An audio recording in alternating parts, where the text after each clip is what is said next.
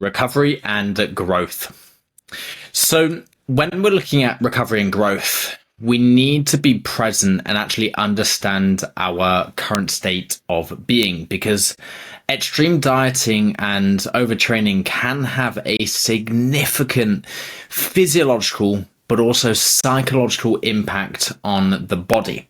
Now, physiologically, these practices can actually lead to reduced metabolism, sleep disruption, gastrointestinal issues, high fatigue, fluid and electrolyte imbalances, and also hormonal disruptions, including fluctuations in things like testosterone, estrogen, progesterone, thyroid, leptin, ghrelin, which I call the gremlin, cortisol, and insulin growth factor 1, and also insulin as well.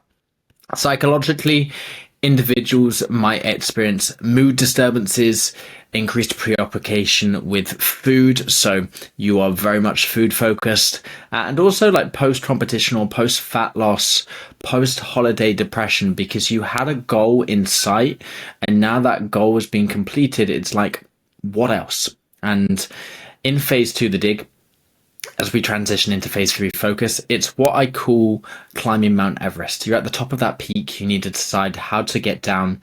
What's the next step moving forward? Do you just jump off the mountain and you have like a 10% survival rate?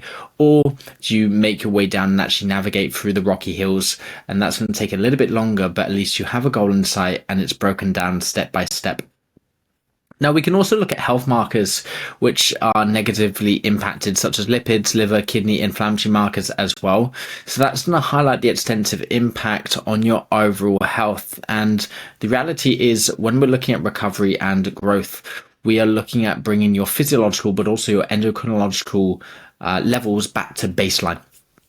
So what does this mean post-fat loss? Well, like I said, extreme dieting and overtraining can actually have a profound impact on the body and also the mind. I know full well that you can get diet fatigue, especially if you've been dieting for 6-7 months, depending on obviously what your body weight was previously. But again, it's going to lead to a range of physiological but also psychological effects. Now, physiological effects can actually show a reduction in metabolism. So that's going to reduce the body's energy balance, making it harder for weight loss.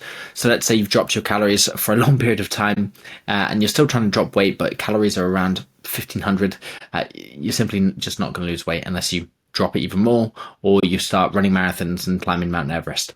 You're also going to have sleep disruption as well. So the body's actually going to struggle to recover from the physical and the mental stress associated with being in prep. Also, like gastrointestinal issues that can arise from things like constipation, bloating, discomfort. Your nutritional intake and your overall well-being is actually going to be the main focus here, because your drive to eat post-fat loss is going to increase, and also your risk of injury is actually going to increase as well, just because performance might significantly go up, which means you're going to use heavier load. If you're using heavier load, there is ultimately more risk. Poor health markers potentially.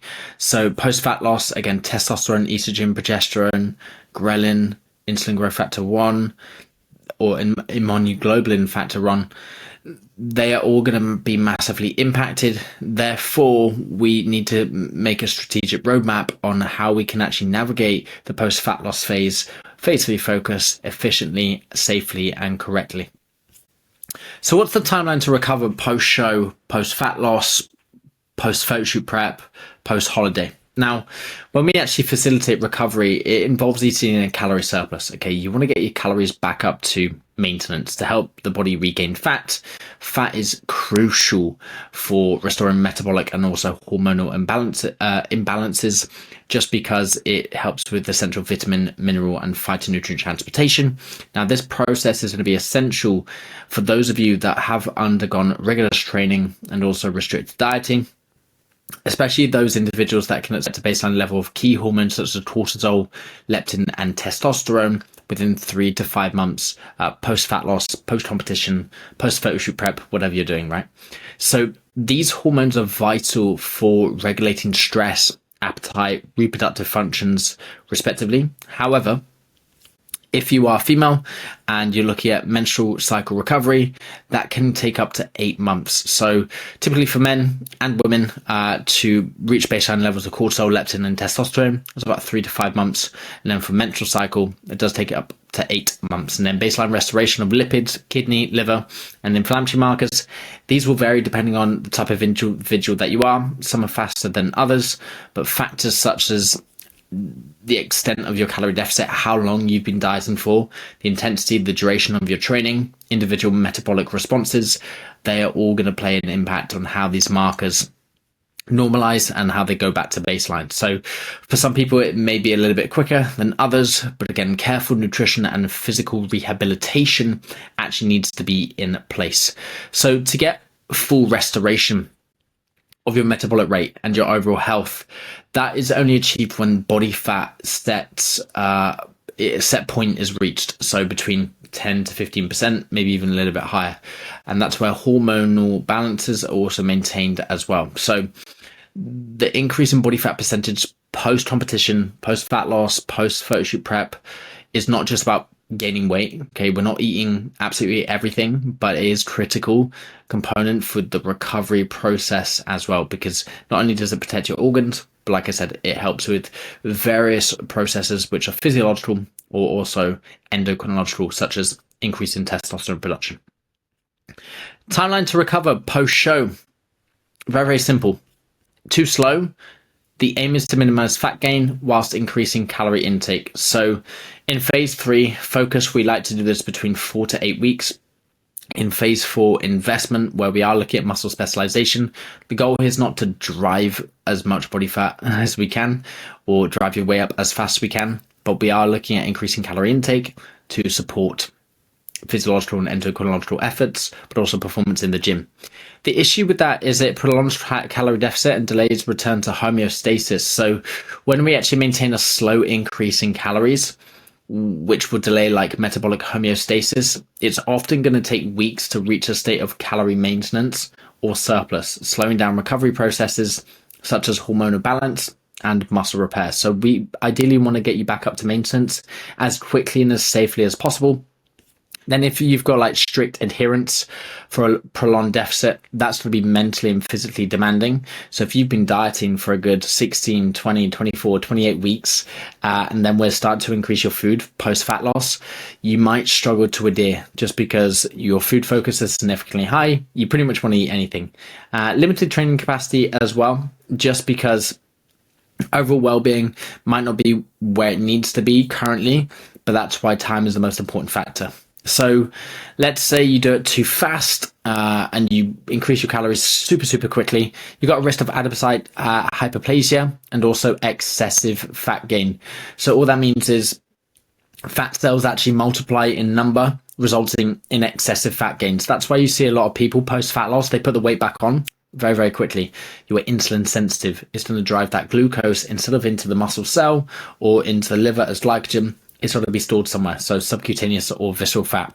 There's no added benefit from muscle gain. A lot of people think that they need to dirty bulk or not eat clean to just get their calories in to build muscle. That is false. All you need to do is be around 100 to 200 calories above your maintenance post-show to build muscle. And the goal is to focus on performance. Post-fat loss goals, we're just going to go through them step by step. So the primary goal is to exit a calorie deficit and low body fat adaptation zone.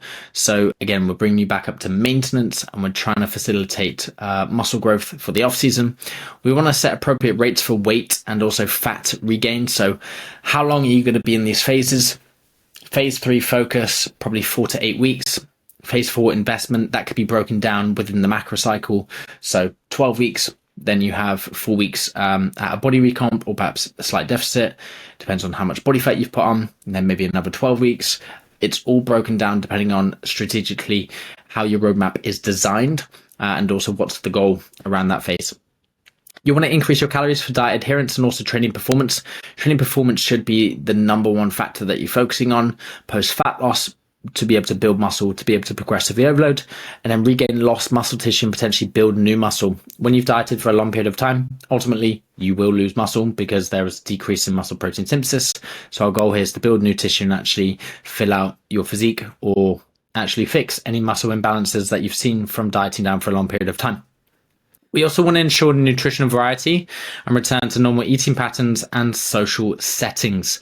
So if that means eating out with your friends, your family, your partner, great. That doesn't mean you start to binge eat, but it does mean that you can be inclusive within those settings and have a balanced diet. We want to achieve ideal body fat percentage for off season within 4 to 8 weeks post competition. So that's why we want to aim for phase 3 focus. We bring you up to maintenance. We don't want to go a little bit higher than that, just because your risk to reward ratio of putting on fat to muscle is probably going to weigh over to the fat. So that's why we have phase 3 focus, and then we head into phase 4 investment. And again, we're preparing the body for the off season growth phase. So that's why we transition between the dig phase 2, phase 3 focus, maintenance, and then phase 4 investment, which is the off season. Training and health, design training based on stage needs analysis. So what is it specifically that you're focusing on right now? What is the goal? We want to address any issues and movement deficiencies from prep. So if you struggled with specific movements, then do we swap them out? Do we look at exercise strategy? Do we look at exercise order? We want to restore systems altered by relative energy deficiency. So again, extreme fatigue. Restore health markers and optimize based on prep analysis. So again, low energy, low libido, we want to bring them back up to baseline.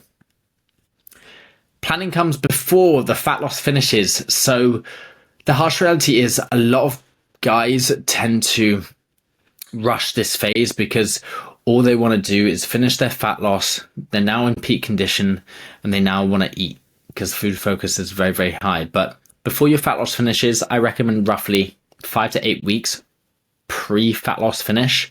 We want to make sure that you're ready well in advance for your show, your photo shoot, or your holiday. We also want to make sure that the calories you're eating right now, we have a general idea of how we can bring that back up to maintenance levels without second guessing. We also want to look at a linear carbohydrate load feeding into the show. So that depends on how lean you are. So let's say you have minimal body fat. Again, that linear carbohydrate load of feeding is basically to replenish liver and muscle glycogen, and also to give you a muscle belly, which is increased intramuscular fullness. Cardio reduced to maintenance level. So that is, again, around the show, around the photo shoot. And then training volume decreased. That's to bring a fresher look on shoot day, show day, holiday. Results: we reduce your diet fatigue and we decrease your food focus when we do the linear load and we bring your calories up. Predictable maintenance calorie and body weight target. We want to understand what is your maintenance calories. We also want to understand how your body weight fluctuates with 50 grams of carbohydrates added compared to 150 grams of carbs, because for every gram of carbohydrate you consume, stores around 3 to 4 grams of water. Less variability in discontinuing fat loss agents post-show. So if you are running something like your Himbine, we want to obviously pull them, or if you're using a diuretic like vitamin C to pull water when you're in peak week and then you linearly low carbohydrate, we want to make sure that we have linearly remove vitamin C if you're starting at 6,000 milligrams, 5,000, 4,000, 3,000, 2,000, so it doesn't cause any renal issues. And then decrease systemic fatigue and reduced injury risk. And then peak week serves as a deload protocol. Essentially, we're just getting your physique into peak condition, and we're pulling off any fatigue, any inflammation to get you feeling ready for your photo shoot, your show, your holiday. And then after that is done, depending on if it's just one show or one photo shoot, or if you're going into another, then we head straight into phase 3 focus.